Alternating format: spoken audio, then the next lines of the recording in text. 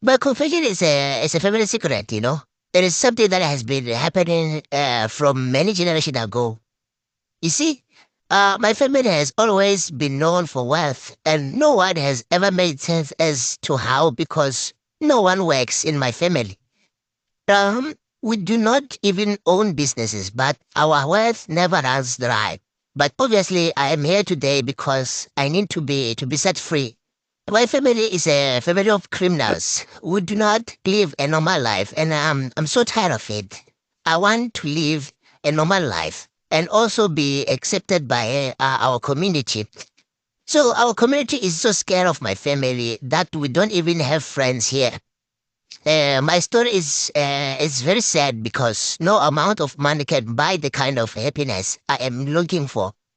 Uh, from what I know, this ritual was started by my father's grandfather, who was arrested a couple of times for the non-ending crimes he would commit. So, Uncle got tired of being arrested and he was introduced to a traditional healer who did a ritual on them, and he has never gotten arrested since.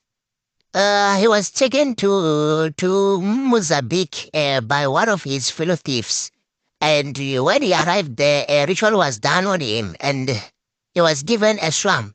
To those who don't know a shram is a group of bees that moved with a queen, and he took the bee home, and they lived on one of our trees there, and they were untouchable. So people just thought it's just normal bees at first, but as years passed, they got to learn that it can be. There's more to it than just that. So these bees allow us, my family, to get away with anything. Whenever we are in trouble, these bees magically show up and we're saved, just like that. I don't know how it happened with everyone who inherited these bees before me, but let me tell you about me. When my dad was very ill, he gave me an address to visit in Mozambique, and he told me to go there before he passes away. He told me if I go there soon enough, then I will save his life.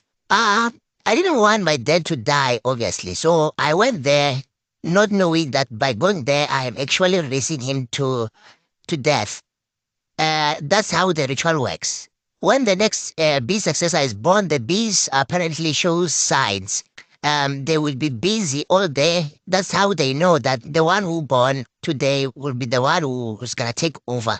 And the child reaches a certain age, and then the previous generation successor and then passes away. So and then while I went to the address given by my dad, I was initiated as a ritualist. When I got there, I ate nothing except honey. I was bathed with honey. I even slept on bed full of wasps for at least a week. I was then given a very big bee to sleep with in the room. The bee went inside my ear while I was sleeping. I could feel it getting inside, but I was helpless. It was like I had a sleep paralysis. I couldn't move to remove it. I couldn't scream. I couldn't do anything.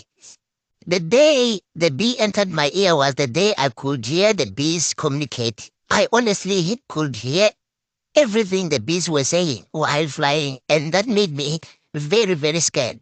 On my way back, I realized that I could hear anything or everything any bee says, but I was told never to speak to anyone until I arrived at home.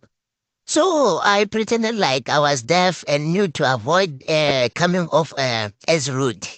So the driver who was driving me, took forever. So after a couple of days, I arrived at home and I found that my dad was buried. I didn't even get the chance to bury my dad. This is how the ritualist in my family passes on. The bees sting you, and that's it. But these ones eat the successor, and that's what really destroys me. When a new ritualist goes to Mozambique, then the day they arrive there, the old one is eaten by bees to death.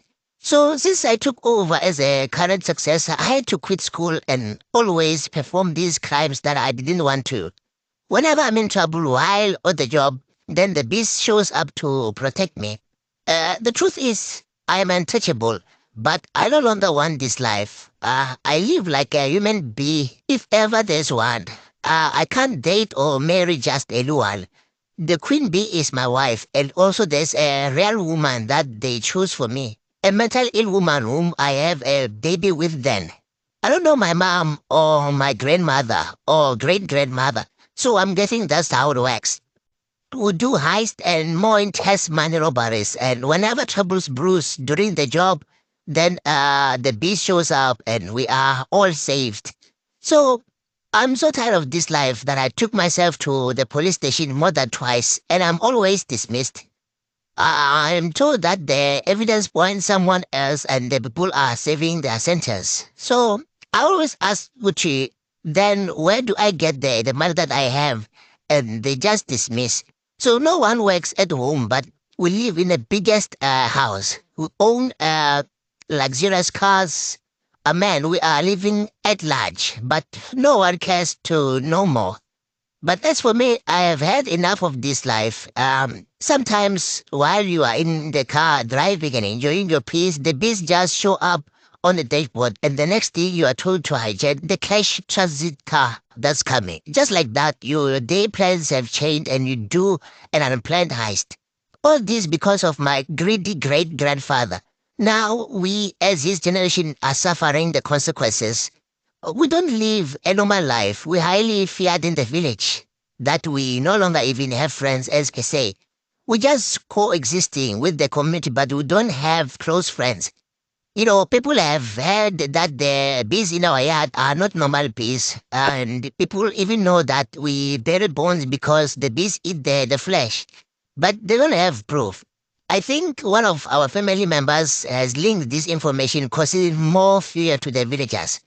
So, our big house even has a name. We are called a house of bees by the villagers. Another thing is, while sleeping, sometimes the bees just wakes me up to eat the bloody honey, and I'm not allowed to ask any questions. That happens twice a year, and apparently it's threatened the ritual. But then again, I don't even know if human blood or it's animal blood. I don't want this life anymore. I really hate it. I want a normal life or being young and wild with my old age mates. I hate feeling this old when I'm this young. So these bees, another thing about them is they take control of your life. Sometimes in the middle of the night, they will take you to the river just to bath. You don't even know why, but like I said, you can't ask questions. You know, there's a week where you don't eat a normal food, just hand. You eat this hand in your dream when you wake up. You are full for the entire day, and you are even sick and weak. You smell bad and sweat a lot, so that week you have to stay in bed. This is also another way of making sure that the beast inside you is fed and strengthened again so that it continues doing its job to the fullest. So, a lot is going on, and I could take all day sharing, but I'd rather not. So those bees are honestly just annoying for me.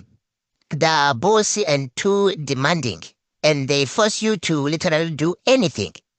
And I went to Mozambique thinking I'm getting help for my dad.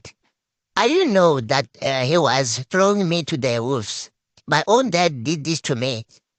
Other family members live a normal life. They're enjoying their lives, but I can't because my own father betrayed me in such a way that I can never forgive him.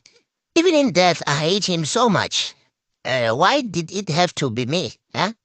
You could have just died with his riches and allowed me to choose my own path.